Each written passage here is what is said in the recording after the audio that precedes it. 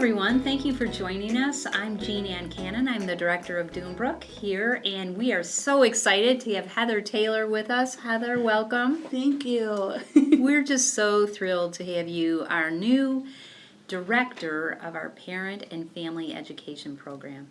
Yes. And Heather will tell us a little bit more about that in a minute, but we are just so excited, Heather. You have wonderful history with Dunebrook, number one. Yes. Great experience out in the big world with helping parents and children on so many different levels. And it's not often that we get someone with that kind of experience. So thank you, really, Heather, for being here. Well, thank you for having me. It's a pleasure, for sure. You're welcome. You're welcome. But to start off with, of course, Dunebrook, we do child abuse prevention, intervention, 32 years. It is a fabulous place that makes extremely impactful, if you would, support and guidance and change for the better for safe and healthy and happy children and their parents. So we have intervention piece, our Child Advocacy Center, and the prevention piece is really where Heather and the Parent and Family Education Program is, where we prevent, not only do we ultimately prevent child abuse, but probably as importantly, is to strengthen and build healthy parenting skills. Absolutely. Which end up lasting for a lifetime because they learn these skills and then continue them on. So all of our programs are free. We're funded in 3 ways, and some of that is state and federal money, some of that is grants, and some of that is just mere fundraising. So if it's the holidays or any time and you want to give, just go to dunebrook.org, and there's a button that says donate. It's very easy to give, and any amount is really appreciated. And if it weren't for our community, not only the foundations in our community, but individuals who give, we would never be able to do what we do. Absolutely. But probably more exciting for us, again, because of your history, Heather, you know how bad the problem is, and I don't think most parents or community members understand the struggles and the challenges that so many parents have. Yes. You know, if you grew up in a halfway healthy home, you can't understand that there are young parents who every day is a struggle. Right. Whether it's a job or their home or Their discipline, history. their history, Yes. their family of origin. So anyway, Heather will begin to tell us a little bit about the Parent and Child Family Education Program. But again, if you'd like to give to Dunebrook, we appreciate it, and know that your money goes to really great programs and really helping people individually. So without further ado, Heather, I do think people like to understand a little bit just about you personally, like, you know, a little just personally, and then how did your career get started and what brought you here? Absolutely. Well, I grew up in Michigan up until I graduated from undergrad. I went to a private Christian college called Hope College, and I got my bachelor's of psychology there. With a minor in ministry. I went on to do some graduate studies at Loyola University in Chicago after I got married and moved over here to Indiana 10 years ago. From there, I came over here to Dunebrook and started my social work career as a home visitor for the Healthy Families Program, which is another program that we have here. Right. Watching babies grow up, and I just loved that, and kind of being that support, unbiased support for parents, and helping to support them to be the kind of parent that they wanted to be. From there, I went in more into the intervention side. I worked for Child Services in Arizona, and then for 2 years, and came back here and did some more Child Protective Services work, or DCS work, for the last 6 years in this area and in St. Joseph County. And now I'm back here at Dunebrook, and I'm so excited to be here, to be kind of filling a gap that I was seeing in my previous work of support for families in parenting skills and changing the way that they are parenting, and adding some things to that.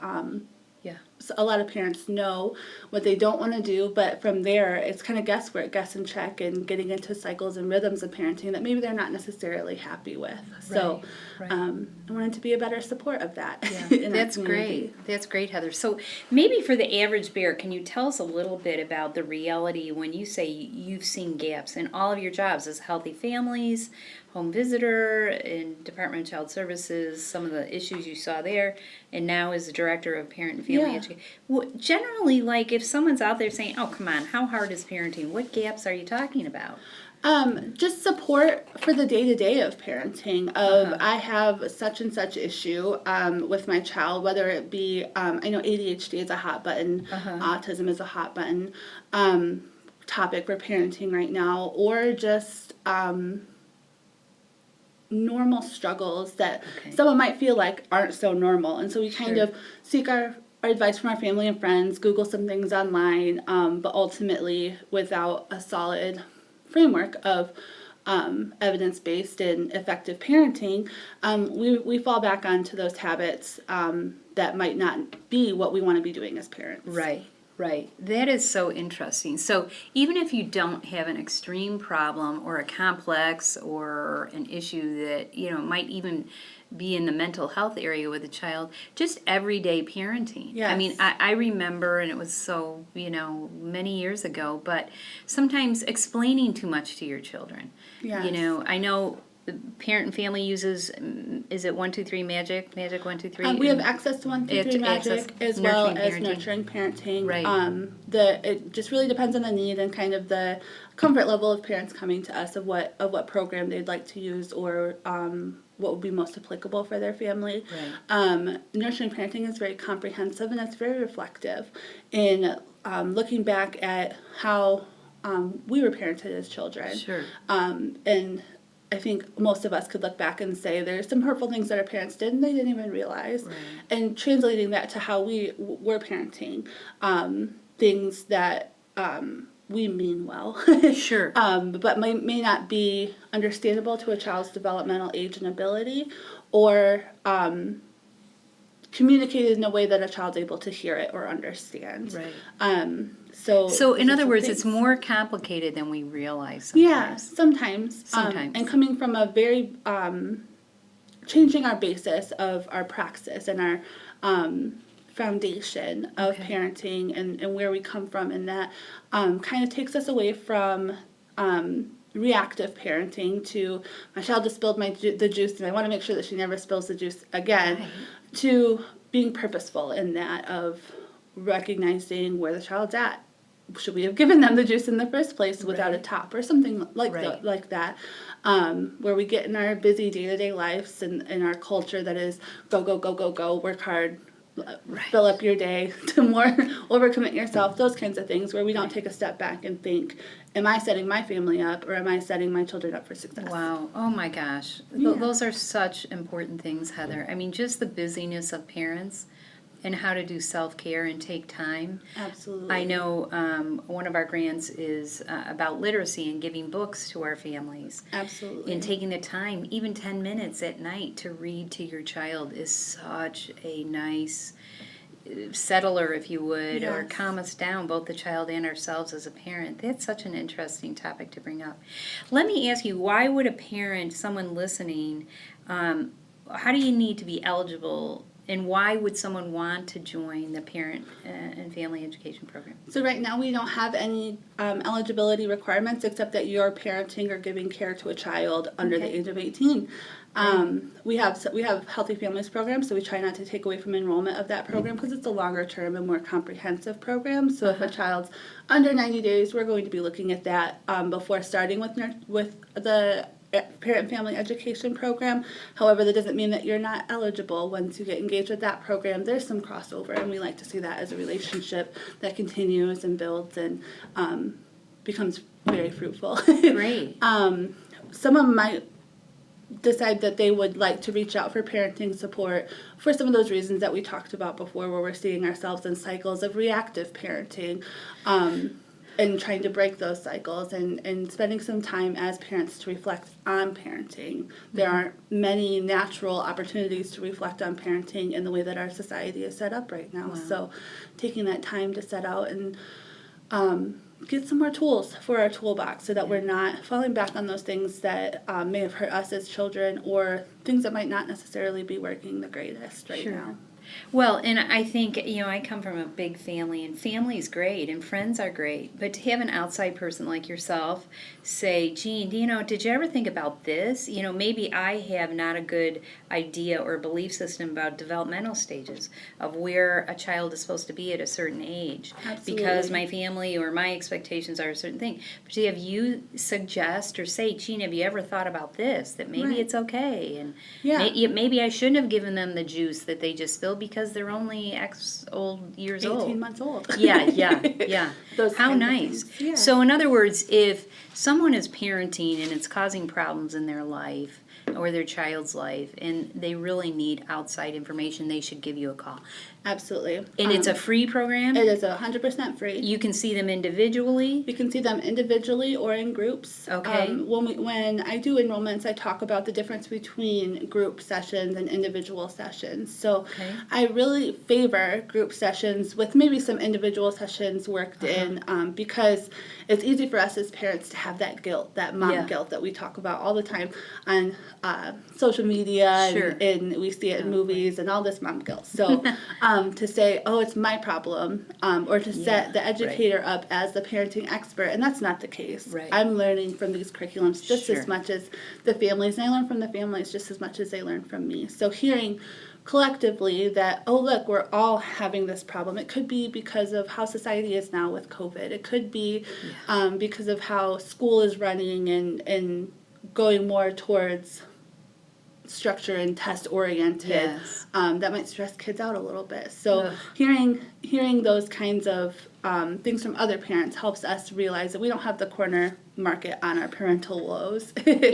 So we're not the only ones struggling. Absolutely. And it helps us have better expectations for ourselves as parents as well as our children as children. Right. So that's why I prefer group settings, but that's not comfortable for everyone to be able to share. Maybe there's a large trauma background. Maybe some unique issues. Yeah, some unique issues that they might not want to share with others. There's always that option not to share within the group. There's always the option to, I say, pass, come back, or you're ready to share and you want to share. Sure. So those are always options as well. That's great. That's great. But yes, we do also have, if there's more niche items that you'd like to talk about or get more research, more material on, that's something that we're also able to do, to collaborate with local therapists, collaborate with local schools and behavioralists to give appropriate information on whatever topic is necessary. Like for instance, if you're living with substance abuse. Absolutely. That's a very unique situation, and you can help that parent deal with that issue because you're aware of the resources. Right. And along those lines, and I think it'd be important to talk about the virtual aspect, that in some cases parents don't want one-on-one. Yeah, maybe there's some immune issues within their family. Maybe they're extra vulnerable to COVID. Getting extra sick, to COVID, to the flu, to anything that's going on germ-wise in the community. So virtual is always an option. I would love to get some virtual sessions going so that if someone even is hesitant or feeling anxious about this group setting, the fear of the unknown, the fear of judgment, that we get to kind of have that safety net or security net of the screen to doing buffer. A Zoom meeting. So Zoom meetings are available. It's free of charge. Group or individual, you can do it in person or Zoom. We can do it in your home. We can do it here. We can do it at churches, at schools, wherever anyone is comfortable with receiving information, whatever works for you. And that's really our goal for the program, is to be what works for the families. So any organizations that are out there listening to this, definitely Heather would be interested in coming to your church or your school or your company or your agency and setting up a class there. Yes. That'd be great. Why, one thing I want to ask you about, Heather, which I think is important to talk about, is why do some parents hesitate to reach out and ask for help? it could be some embarrassment or fear of judgment, fear of like what could happen next. If I reach out and I share what's going on in my family, will there be judgment? Will there be repercussions for that? And absent any acts of abuse or neglect, that's something that I would absolutely consider a confidential and a safe space. So that might be a concern for reaching out, or the fear of the unknown. So not knowing what would be covered, not wanting to be triggered and have some sort of an emotional reaction to material, things like that. So if I'm a parent and I'm listening to you and you see how sweet Heather is, and of course I'd want to come to Heather and talk to her about issues, whether it be individual or in a group or in person or virtual. But I'm a little hesitant. Would you recommend that they just call you and talk to you on the phone about the program? And we can work it out. Transparency works very well when if someone comes to me and says, I'm worried about X, Y, and Z. It's my job to make sure that we kind of overcome those barriers, because we want everyone to be able to have the access to the tools to be the best parent, or to really live in parenting the way that they want to. Okay. So you'll address the issues they might have that make them feel uncomfortable about reaching out. Yeah. And I think, especially in this time of COVID, it's awfully easy to isolate ourselves. Yeah. Along those lines, maybe one of the last questions, unless you have other things, Heather, would be holiday stress, and and intertwined with COVID. What generally do you see as what kind of stress does that generally play with parents around the holidays, and how can you help them with that? Yeah, so I see a twofold issue. Maybe stress around finances. The holidays kind of drain our resources pretty quickly. So not feeling adequate in what we're able to give to our children. And as well as like an image, like presenting our nice, clean, happy family to everyone, that can be stressful and play on some dynamics and expectations of our children and of ourselves. Right. So my advice would be you, be your family. Don't spend time with your kids, and that's what matters the most. It's free. Right. And that's where the memories are built, and that's where the enrichment happens, and getting to know each other and feeling out each other's vibes really helps get rid of that stress, or lessen that stress, so that it feels manageable. And we can enjoy ourselves in the holidays. That's great advice. And I can picture, again, when our children were really little, you feel like a little gerbil on a wheel sometimes. I mean, between work and just getting their basic needs met. Yes. So when you say spend time with your children, just some downtime, and not on social media, your laptop or your phone. Put it down. Put the phone down. It's hard for me too. Watch a movie. Watch your favorite Christmas movie. I know unexpectedly watching Home Alone with my family and all of those things brought us so much joy, and it was online. It was relatively, I think it was free. And it was just time spent and memories made, just having joy together. Yeah, that's great. Yeah. Wonderful, Heather. Well, thank you, Heather. Is there anything else we haven't covered about the program? I don't think so. Well, we do have a Facebook page. It's Dunebrook's Parent and Family Education page. Thank you, Megan. Yes, thank you, Megan. We try to put out posts weekly about, I think we've put on some about holiday stress, sharing some good tips and articles from our partners. Okay. I think we have one on there right now from Prevent Child Abuse America, about dealing with holiday stress. Oh, there you go.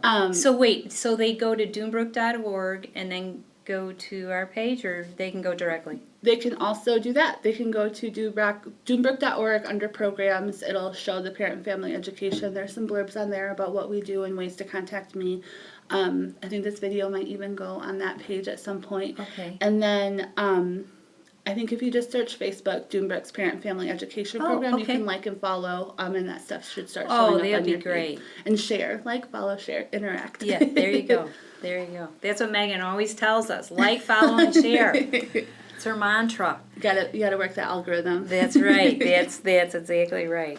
So anything else, Heather, that you can think of? I don't think so. I think your All right. questions covered it. Well, we are so lucky to have you. We're so excited for the program to grow. I know it's in LaPorte Schools is having this class starting January. Yes. Yeah, 11th maybe, 11 and 13, Tuesday and Thursdays at LaPorte High School. Yes. Very progressive thinking on their part. We love it. So we want to do more and more with going to agencies so we can hit groups of people, but definitely individually you can call Heather, and that information is at dunebrook.org or the Facebook page. Megan, thank you again. Thanks, Megan. And Heather, just a delight. We're thrilled. Thank you. You're welcome. So we wish everyone a happy holiday, happy Hanukkah, Merry Christmas, happy Kwanzaa. Just be happy, to enjoy this Enjoy time. this warm weather that we're having. Oh my gosh, unbelievable. But it is, as we said, it can be a very stressful time for all the reasons Heather talked about. So that's part of the deal. You know, life is 50-50, the good and the bad. And if we accept that, it doesn't feel like those expectations of a perfect little family is so heavy, weighs so heavy. So take time, as you say, Yes. for yourself, and that's not being selfish but healthy. And finally, we'll leave you with what we leave every week is be kind to yourself, and whatever that means for you, take a few minutes every day to figure that out, and be kind to others out in the big world. It is a stressful time for people. You know, you don't have to go anywhere but the grocery store, and you can see a little bit of stress on people's faces. Yes. So try to be kind to others outside too. And thank you for joining us, and we'll see you next week.